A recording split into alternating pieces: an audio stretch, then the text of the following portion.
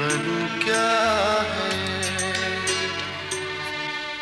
चलता फिरता एक खिलौना है।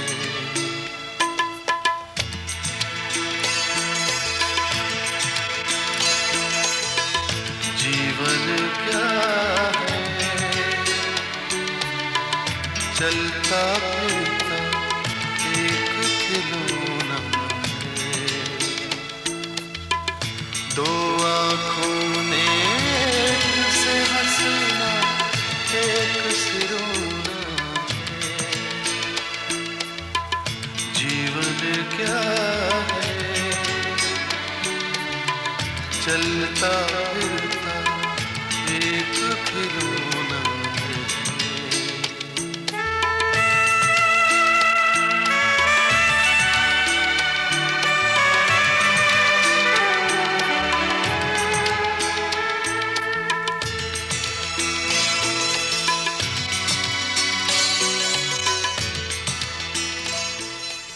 तुम जानते हो ये ड्रग माफिया के लोग हर तरफ फैले हुए हैं। हम जरा सा चूके और गए काम से। सवाल यह है कि उस गैंग के पीछे जो लोग हैं उनको आइडेंटिफाई किया जाए और जो उनके साथ फंस चुके हैं उनको किसी तरह पहचान के वहां से निकाला जाए। किसी खास वजह से मैं नहीं चाहता कि पापा को इस प्लान के बारे में अभी पता चले। अब फिलहाल अभी तो नहीं। Arrest all of them. Thank you mister minus. लेकिन शेखर ने अपने भाई के कातिलों को सजा दिलवाई। शाबाश बेटा। तुम शायद नहीं जानते शेखर, डॉली मेरी मुंहबोली बहन है। मुझे मालूम था तू मुझे माफ कर देगी।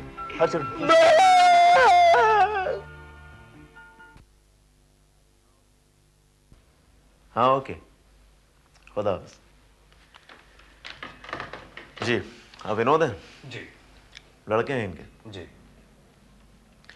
इनकी तबीयत कुछ ठीक नहीं लग रही, काफ़ी ख़राब है, तो आई वुड सजेस्ट कि आप इन्हें अस्पताल में भर्ती कर दें। जी।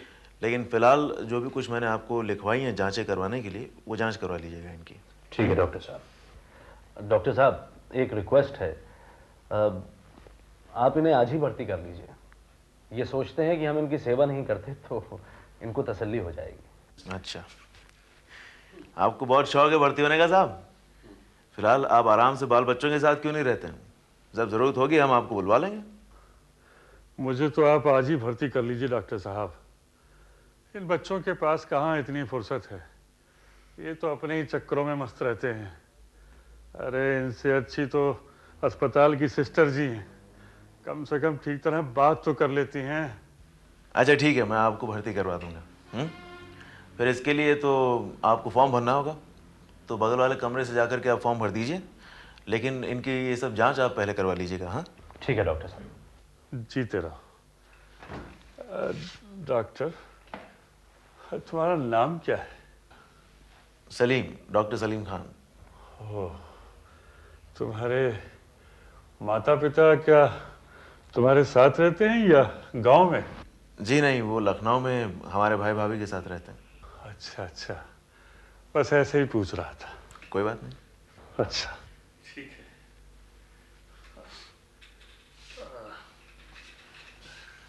नमस्ते। नमस्ते। अच्छा डॉक्टर साहब।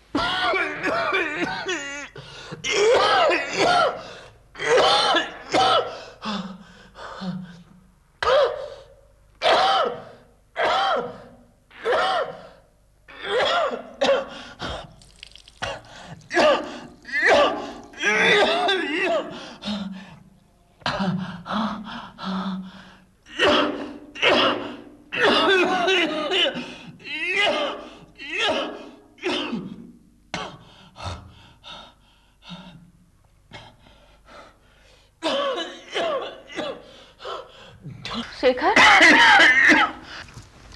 कौन है? शेखर कौन है? क्या हुआ बेटा? कुछ नहीं दादी माँ। ये तो इतनी जोर जोर से खांस क्यों रहा था? दादी माँ, कुछ दिनों से ये खांसी कुछ ज्यादा ही बढ़ गई है। देख बेटा, ऐसी खांसी ठीक नहीं है। पर मुझे क्या हुआ दादी माँ? अब आप भी मेरे से नाराज हो गई हैं। तो और नहीं तो क्या, तू मेरी कोई बात नहीं सुनता। तुझसे कितनी बार कहा है बेटा, तू अस्पताल में दाखिल हो जाना। सच बोलूं दादी माँ, सिर्फ आप ही से कह सकता हूँ दादी माँ, आप ही से कह सकता हूँ। मैं खुद ही सोच रहा था दादी माँ कि अब वक्त आ गया कि मैं अस्पताल में दाखिल हो जाऊं दादी माँ। बेटा,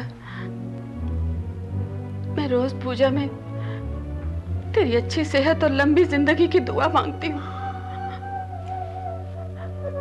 भगवान तेरी रक्षा करेंगे बेटा, भगवान तेरी रक्षा करेंगे।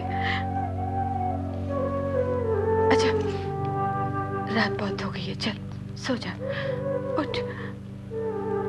मैं सुबह जग्गी से कह के तुझे अस्पताल भिजवाने का इंतजाम कराती हूँ। उनसे कहने की जरूरत क्या है दादी माँ, डॉक्टर सलीम को फोन करना मैं खुद ही कर दूंगा, बस इतना ही तो करना। चुप कर। पता नहीं तेरे दिल से गुबार कब निकलेगा। जग्गी आखिर तेरा बाप है, उसे तेरी बहुत चिंता है बेटा। और बहू, तू क्या जाने उन दोनों को तेरी कितनी फिक्र है। अच्छा ठीक है दादी माँ, जैसा आप कहेंगे वैसा ही होगा। चल सो जा तू। चलिए आपको छोड़ देता हूँ दादी माँ।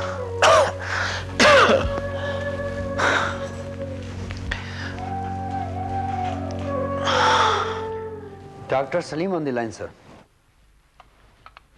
हेलो डॉक्टर सलीम, कैसे हैं आप? हम ठीक हैं, थैंक यू वेरी मच। सुबह सुबह इसलिए तकलीफ दे रहा हूँ कि शेखर की तबीयत खराब है। जी हाँ, खांसी, हाँ बिल्कुल जैसे खांसी का दौरा पड़ता है, काफी। और ब्लड, कल तो रात भर, अच्छा 11 बजे। Alright, thank you doctor, thank you very much. क्या कह रहे हैं? ले आओ। Without looking at the symptoms, he doesn't want to say anything. Shekhar की ब्लड रिपोर्ट देखकर 11 बजे बताएंगे। लेकिन शेखर को बीमारी तो कुछ और ही है ना? ये उसी की वजह से है।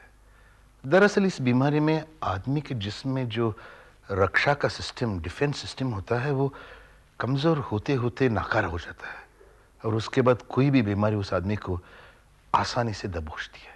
माइनस, क्या शेखर अभी तक ड्रग्स लेता है इंट्रावीनस? पता नहीं मैम, लेकिन वो कहते तो हैं। When it's too late, सुना है बहुत मुश्किल होता है एकदम छोड़ना। मुझे भी ताजुब होता है sir, but it's a matter of very strong will sir. Strong will? फिर वो इस नशे की लत में पड़ा ही कैसे? डिप्रेशन, मायूसी, लोगों पर से यकीन उठ जाना। सर आजकल के नौजवान इसी दौर से गुजरते हैं, और सर यहीं पर मेडिकल रिपोर्ट गड़बड़ हो जाती है। अमेरिका में वियतनाम की लड़ाई के बाद। I know. 11 बजे डॉक्टर सलीम को फोन करना है, वो डॉक्टर दुबे से टाइम लेकर हमारे लिए अपॉइंटमेंट फिक्स करवा देंगे। All right sir. आप बीच रास्ते क्यों बैठे? अरे देखा डॉक्टर साहब, मुझे कितनी जल्दी छोड़कर चले गए। कौन? अरे वही मेरा बेटा जोरू का गुलाम, और कौन। सोचा कि पाप कटा। कौन थे वो लोग? अरे मेरा बेटा और उसकी बहू। आपकी बहू आई थी साथ में? हाँ, दोनों ही आए थे। भगवान ही समझेगा ऐसी औलाद को। अरे मुझसे अच्छा तो विनोद की माँ। सुनिए, एक मिनट मेरी बात सुनिए प्लीज, थोड़ा कम बोलिए, आपको आराम पहुंचेगा। Somebody please take him in, कोई अंदर लीजिए इन्हें। भगवान ही समझेगा ऐसी औलाद को। अरे मुझे उठा ले भगवान। आइए मिस्टर जगमोहन। डॉक्टर, शेखर को एड्स का असर टीबी की शक्ल में हुआ है? Not exactly TB mister Jagmohan, ये खास किस्म का निमोनिया पैरासाइट होता है जो HIV पॉजिटिव के मरीजों के इम्यून सिस्टम के कमज़ोर होने के कारण उनके फेफड़ों पर असर करता है। तो क्या इस बीमारी की वजह से बार बार खांसी के साथ बुखार आ रहा है? Yes, madam. Cough, fever, breathlessness. That means this is the beginning of the end then. आप ऐसा कीजिए मिस्टर जगमोहन, डॉक्टर सलीम से भी मिल लीजिए. Okay. Thank you, doctor.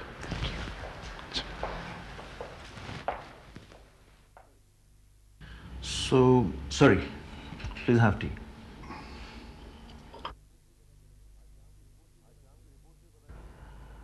आज शाम की रिपोर्ट से ही पता चलेगा कि निमोनिया का पैरासाइट है या नहीं. लेकिन डॉक्टर, ये डिटेरियोरेशन बहुत तेजी से नहीं हो रहा? अब यही प्रॉब्लम है HIV पॉजिटिव मरीज के साथ.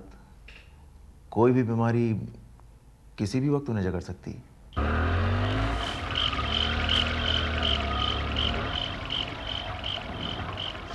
जी तो रुको, मैं देखता हूँ डॉक्टर साहब को.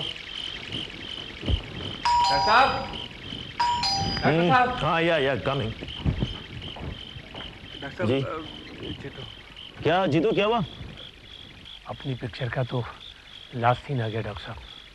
अपन डायलॉग बाद में मारना, पहले अगर तबीयत ठीक नहीं तो अस्पताल में जाओ ना. आप क्यों लेकर आए इसे यहाँ पे? डॉक्टर साहब, हमने सोचा आप घर पर होंगे इसलिए हम यहीं चले आए. भैया फोन कर देते ना मुझे, मैं अस्पताल पहुँच जाता. आप इसे लेकर जाइए जल्दी प्लीज. जाओ भाई. डॉक्टर साहब, जब मैं बम्बई गया था ना, तुम्हारी सब कहानी सुनूंगा जीतू, मैं बाद में सुनूंगा. Just go right now please. Jeetu please इसे ले जाइए. चल Jeetu. Idiots.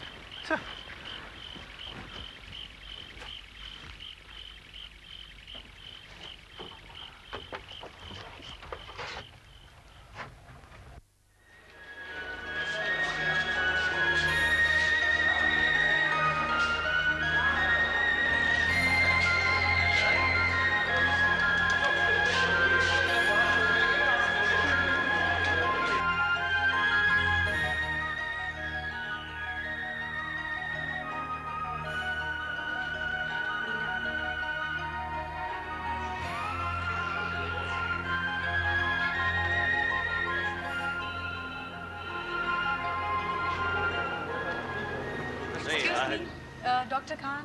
Yes. My name is Shikha. And I'm Sharad sir. हम दोनों द्रोणाचार्य कॉलेज से यहाँ आए हैं. सर, हम कॉलेज के साइंस क्लब की तरफ से आपको इनवाइट करने आए हैं. हमारा क्लब हर साल किसी एक पॉपुलर टॉपिक पर एक लेक्चर अरेंज करता है. इस बार हमने सोचा है एड्स पर.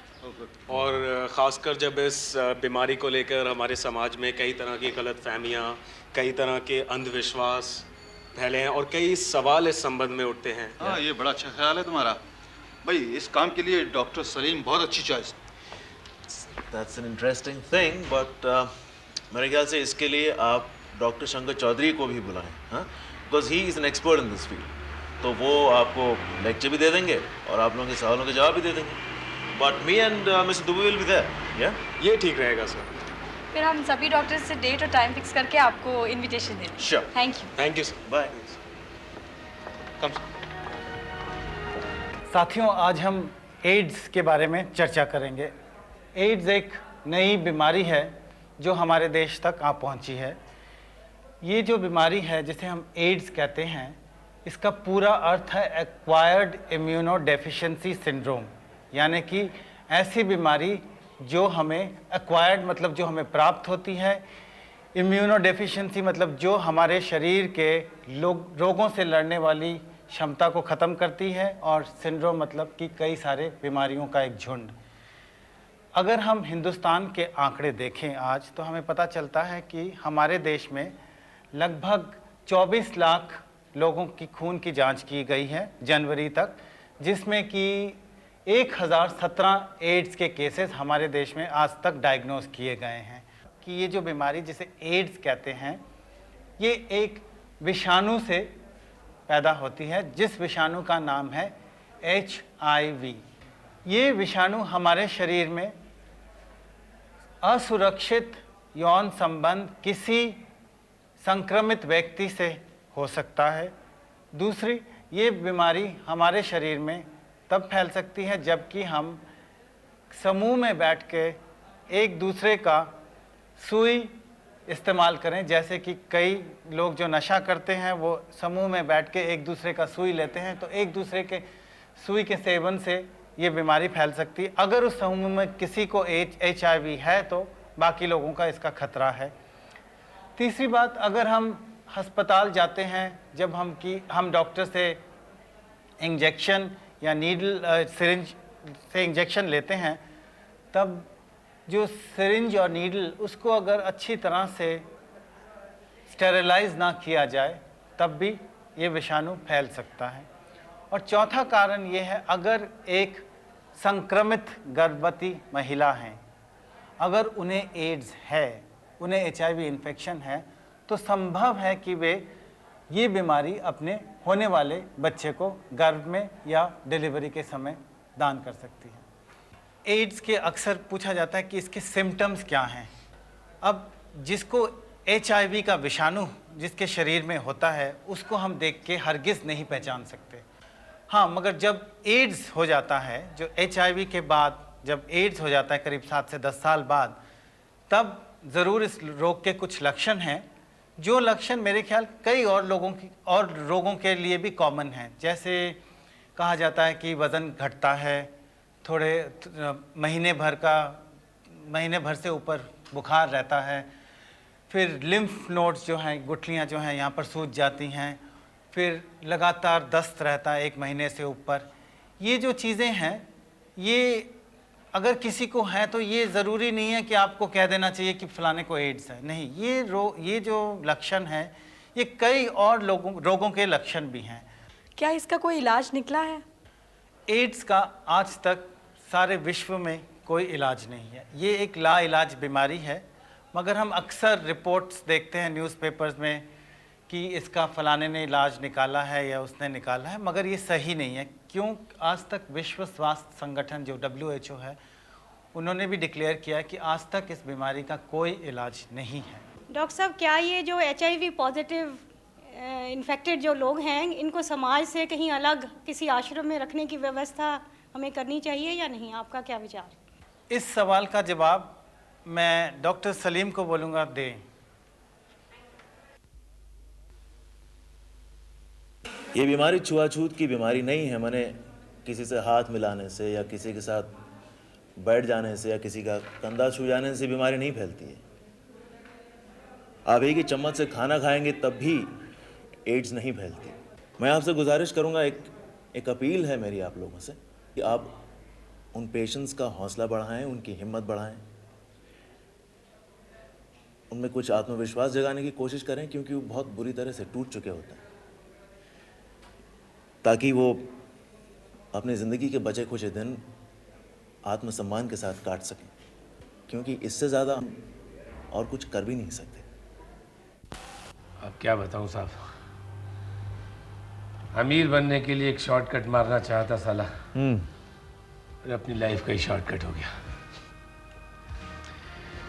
अब आराम से लेटे रहो और भागने की कोशिश मत करना।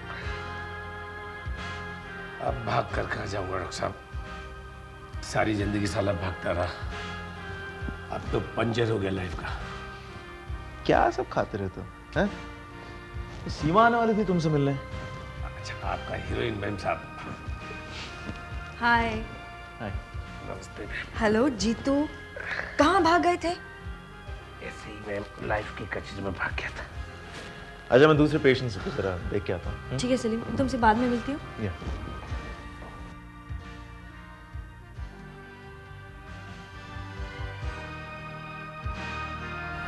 आप यहाँ क्या बैठी है मैम साहब? डॉक्टर साहब के कमरे में जाके बैठी ना। क्यों? हम तो तुमसे मिलने आए थे। अच्छा, वो बम्बई वाली बात, स्टार से मिलने का टाइम लेना। हाँ, आपको कोई बोला क्या? थोड़ा थोड़ा सुना है मैंने, लेकिन तुम कहाँ चले गए थे, क्या कर रहे थे, ये तुम ही मुझे सुनाओ। क्या करेगा आप हमारी स्टोरी सुनकर मैडम? ऐसा क्यों कहते हो? कोई भी स्टोरी बेकार नहीं होती, किसी न किसी के काम की होती है जीतू। तो आप कहाँ से शुरू करो? यहीं से बताओ, जब तुम्हें मालूम हुआ कि तुम HIV पॉजिटिव हो, उसके बाद से। ये मेरी पिक्चर का इंटरवल से पहले वाला सीन है, और अगले सीन में हीरो को पता चलता है कि उसको HIV पॉजिटिव है। टाइम टड़ाई। और उसके बाद तुम्हारे दोस्त तुम्हें यहाँ डॉक्टर सलीम के पास ले आए, लेकिन उसके बाद फिर तुम अचानक गायब हो गए। उसके बाद की कहानी तो एकदम बहुत सीरियस हो जाता है मैडम। पिक्चर साला फ्लॉप। पिक्चर में कोई मजा ही नहीं रहता। मन में आता है कि एकदम साला अपना दी एंड हो जाए। ये क्या कह रहे हो जीतू? एकदम एंड? अरे कुछ तो बोलो, स्टोरी तो बताओ। अपन सोचा था कि हीरो की माफिक सारा जमाना बदल देगा, एंग्री यंग मैन की तरह, लेकिन अपन तो साला बहुत टुच्चा विलन निकला, बहुत घटिया, 2 कौड़ी का टुच्चा। जीतू, ये तुम क्या कहने लगे? आखिर बात क्या है? अब क्या बताऊं मैं आपको? जीतू प्लीज। मैडम, अब बहुत बड़ा गलती किया है। आप बताओ, आप हमें सजा दिलवाइए। बहुत बड़ा गलती किया है। जीतू देखो, अगर तुम मुझे बताओगे नहीं कि बात क्या है तो हम... बताता हूँ मैडम, बताता हूँ। आपसे क्या छिपाना। वहीं मुझे पता चला कि मेरे खून में भी एड्स की बीमारी का कीड़ा है। मैडम, मेरी बात का विश्वास कीजिए, मैंने कहीं काला मुंह नहीं किया, मैंने कोई गलत काम नहीं किया, कोई गंदा काम नहीं किया। मैं अपना खून सिर्फ इसलिए बेचता था कि मैं कुछ पैसे कमा लूं, जल्दी से अमीर बन जाऊं। मैं बम्बई आने का अपना सपना पूरा करना चाहता था। साला जीतू कॉमेडियन बनने आया था और हो गई कॉमेडी की ट्रेजेडी। जीतू, तुम ये बता रहे थे कि तुम्हें ये पता चला कि तुम HIV पॉजिटिव हो। अब आपसे क्या छिपाना मैडम, हमने सोचा कि ये बीमारी हमें खून बेचने के धंधे से हुई। लेकिन ये बताओ, तुम खून कहाँ बेचते थे? सरकारी अस्पतालों में? सरकारी अस्पतालों में कौन खून बेचता है मैडम? वहाँ तो पैसे भी नहीं मिलते, चंद पैसे देकर के टरका देते हैं वो तो लोग। मैं ही क्या, सभी लोग 2 नंबर के अस्पतालों में खून देते थे, ब्लड बैंक में। वहाँ कम से कम पैसे तो मिलते हैं, हम तो पैसे कमाने के लिए वहाँ जाते थे। सरकारी अस्पतालों में तो 1 आध रुपया दिया, 2, 4, 10, 20 रुपये दिए बस, और नमस्ते थैंक यू और सर्टिफिकेट दे दिया। और सर्टिफिकेट का क्या मुझे अचार डालना था? हमें तो पैसे चाहिए थे। अच्छा, फिर क्या हुआ? बताता हूँ मैडम, आपको मैं सब कुछ बताऊंगा। उसके बाद मैंने सोचा कि मैं खून दूंगा और खून दूंगा। सबको खून चाहिए ना, तो लो खून लो। तुम जिंदगी चाहते हो ना, जीना चाहते हो तो लो मरो, और मैं सबको खून देता रहा। मैंने बहुत बड़ी गलती की है मैडम, मैंने बहुत बड़ी गलती की है, मैंने बहुत बड़ा गुनाह किया है। आप मेरे पे एक एहसान कीजिए, आप डॉक्टर साहब से कहिएगा कि मुझे जहर दे दे, मुझे मार दे। डॉक्टर साहब से कहिए। जीतू, ये क्या कह रहे हो तुम? जीतू रो मत, मौत से अच्छे घबरा जाते हैं। गलती किया। क्या हुआ, ये क्यों रो रहा है? ओए जीतू, जहर दे दीजिएगा डॉक्टर साहब। हाँ ठीक है, ये 1 मिनट, ये क्या है? कहाँ लिखवाई है? क्या ये? गाँव की मेले में लिखवाया था डॉक्टर साहब। आप हमें जहर दे दीजिएगा डॉक्टर साहब। ये देख रही हो तुम, ये इसके HIV पॉजिटिव होने की वजह हो सकती है। पता नहीं एक ही सुई से कितने लोगों के हाथ और जिस्म पोतते होंगे, और फिर एक खून से दूसरे खून में इन्फेक्शन फैल जाता है। क्या मतलब होता है डॉक्टर साहब? अब समझाऊंगा तुम्हें बाद में, अभी रोना पीटना बंद करो। Let's go. कम।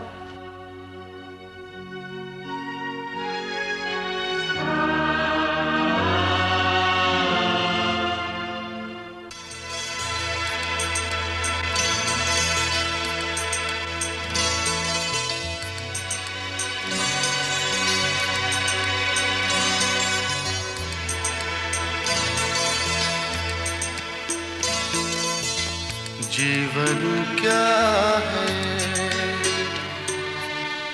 चलता फिरता एक खिलौना है।